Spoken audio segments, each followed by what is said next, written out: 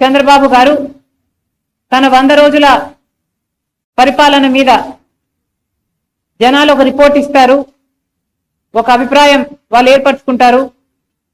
కాబట్టి తన వైఫల్యాలు కప్పిపుచ్చుకోవడానికి, వైసీపీ మీద బురద చల్లడానికి ఈ 100 రోజుల వెన్యూను ఎంచుకున్నారా?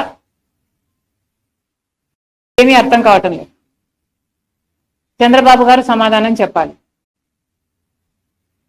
ఇంత పెద్ద విషయం ఇంత సునాయితంగా చంద్రబాబు గారు తీసుకోవడాన్ని కాంగ్రెస్ పార్టీ ఖండిస్తుంది.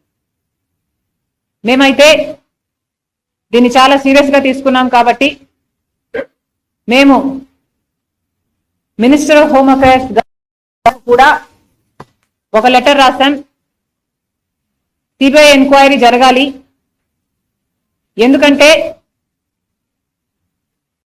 సిబిఐ ఎంక్వైరీ జరగకపోతే తప్పు ఎవరు చేశారు అని ఇంపార్షియల్ గా ఒక ఎంక్వైరీ జరగకపోతే తప్పు ఎవరు చేశారు అన్న విషయం బయటికి రాదు. ఇది కేవలం రాజకీయం కోసం వాడుకుంటున్నారా లేక తప్పు నిజంగానే జరిగిందా? ఒకవేళ తప్పు నిజంగానే జరిగింటే తప్పు చేసిన వాళ్ళను శిక్షించాల్సిన అవసరం ఉంది. ఎందుకంటే వాళ్ళ మీద యాక్షన్ తీసుకోకపోతే మిగతా వాళ్ళు కూడా ఫైనాన్షియల్ బెనిఫిట్ కోసం ఇదే తప్పు చేసే ప్రమాదం ఉంది.